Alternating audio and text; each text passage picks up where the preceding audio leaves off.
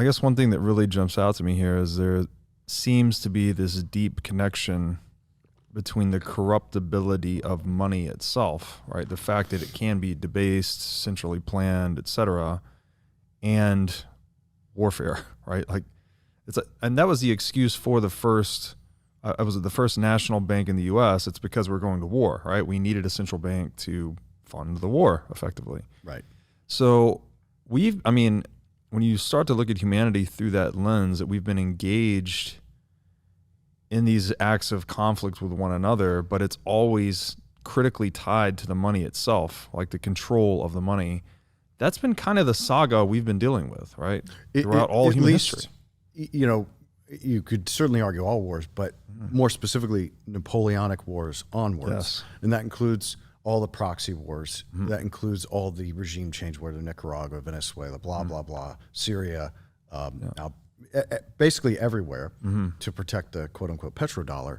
But it's the pathway that man becomes corrupt is certainly money. Right. And there are certainly just wars where I'm invading you, trying to take your women, children, and wheat, right? It is just for you to rebel and fight back. That I have absolutely no problem with, because it's one-on-one conflict versus conflict, not the folks that are wielding the power of the money are never the ones actually going to war. And they convince millions to die, millions to starve.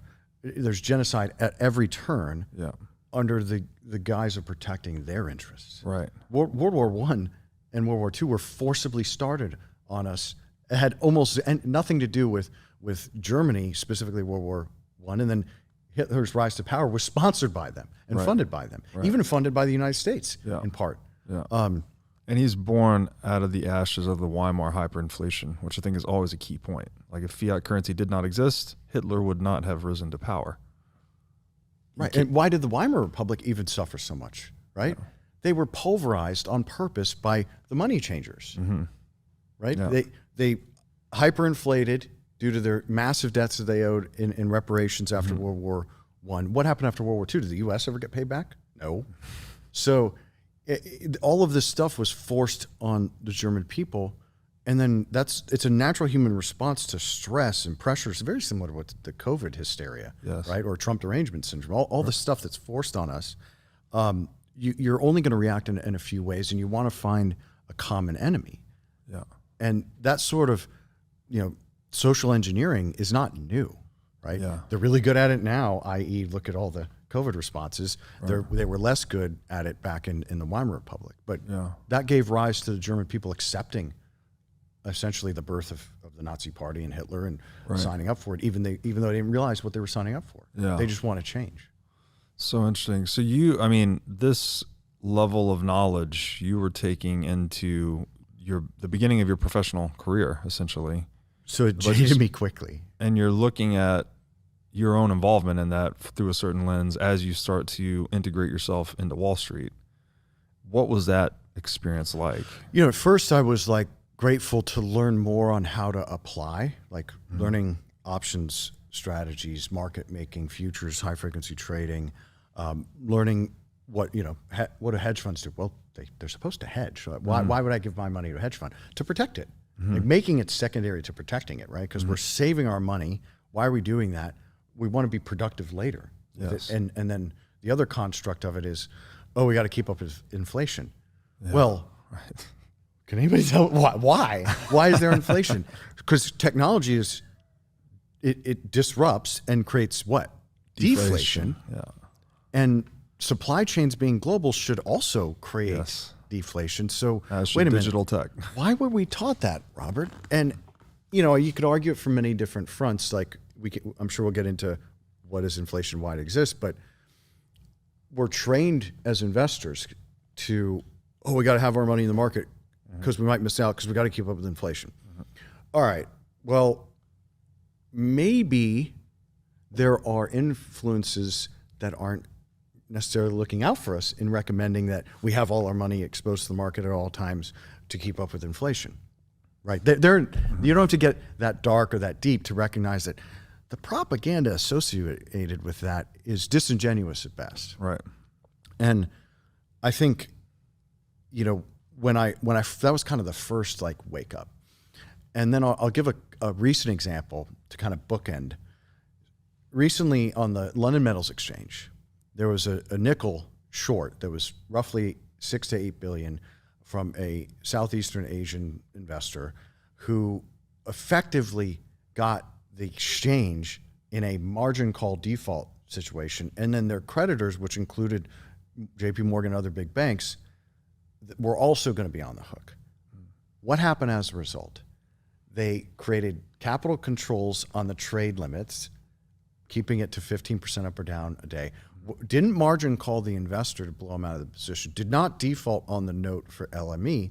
Meanwhile, the price tanked a few billion, got him out, rechanged the rules so that the investors who were long suffered an unnatural manipulated result that cost them money, that their money was then transferred to exchange investor that was on the wrong side and creditors.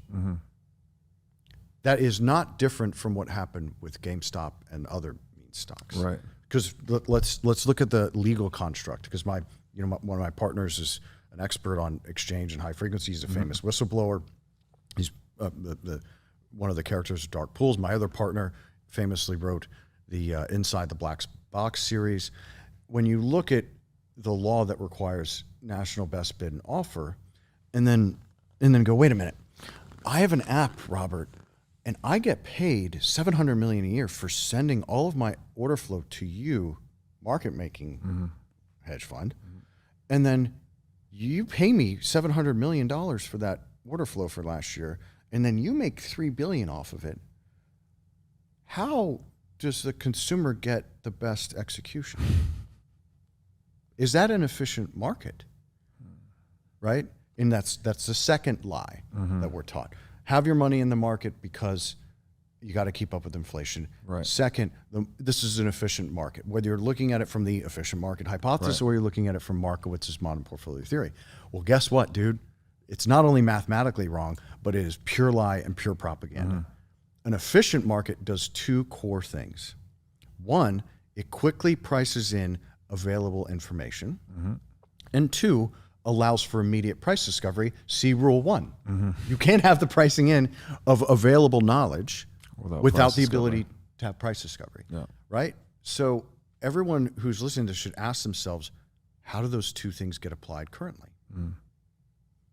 They're not allowed. Right? So what you've built, that was not there in the 50s when our grandparents started investing. What you've built is a passive, permanent buyer that comes in biweekly and quarterly via 401ks, ETFs, mutual funds, et cetera. So there's a constant buyer that's roughly 40, 60% of the market at all times, always buying. So how it even goes down is beyond me. That was engineered. Then you have, by that alone occurring, forget if there's anything nefarious going on, that doesn't allow for price discovery. Right. But then how markets price in has been eliminated, especially in the last 25 years, by central banks.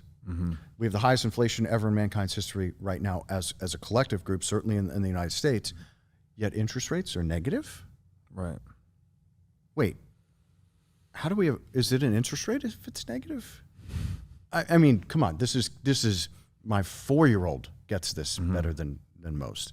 And no one's really questioning why and how. And it goes back to the root and source of monetary policy, right? If you and I were going to say, hey, what's the market rate for credit right now?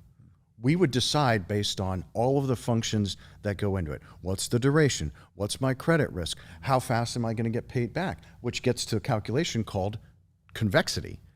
With a negative interest rate, what happens to my equation when I try to calculate risk for a bond as a quant? Convexity becomes a negative concavity. number times any number is what? Right. So it makes it's a function in futility. So as a quant who learned that only to risk manage, I wanted to understand the math behind it so we could take very calculated, precise risks, know precisely what we were looking at in time duration, in loss, et cetera. And then I'm going through all that quant going, hey, none of this makes any sense because the equations are all busted. What's my risk-free rate? Negative? Is it really risk-free? Like, dude, they built in to equations a risk-free rate based on a treasury bond. Right. Which is sort of asinine in and of itself, right? Yeah. The very concept of a risk-free rate. Risk-free return doesn't exist in nature. No. How does it exist in finance? Right. And so, I blindly read this stuff and I'm slowly going, wait a minute, that can't be right. And this was about, 2010. I kind of left and went entrepreneurial, started a fund business and asset management business, initially on, algorithms and options and stuff like that. But then I read the white paper. And I was like, oh, okay. Well, I wasn't teched out enough to really grasp how to access it at first. And really the first entree into it was like 2013. But it enamored me because of the language of the white paper. And then I love that I think it's line 40 of the code that mentions the second bank bailout. Yeah, I mean, that just gives me chills even talking about it. Right. It exists as a counterpoint to all that has failed. Yes. A point of truth amid all the lies. To try and maybe distill this down to something somewhat simple, a lot of what you're describing is people, correct me where I'm wrong here, but people effectively fighting over the ability to control the rules of the game such that they win in perpetuity versus everyone just playing according to a fixed, immutable rule set, right? So you actually play the game within the confines of the rules. And Bitcoin emerges as like the counterpoint to all of that. As you said, it's like just rules that no one can fucking change. So we can all just play the game to the best of our ability. The game being economic productivity, satisfaction of human wants, right? Accumulation of capital wealth. Yeah, capital wealth, pursuit of happiness. Right, because if everything was perfect, I wouldn't have to save money for kids' education like you're doing. We wouldn't have 2,500% inflation while we've been alive on those education costs. Healthcare inflation 1,700% while we've been alive. We wouldn't be forced into a situation where we're making X, we could spend Y, but we're going to save Z, because if we don't, our bloodline is going to suffer. Right. So we're sacrificing as parents for our kids to be able to have it hopefully easier than we had it, because there's this unstoppable force creating these hyperbolic curves of cost.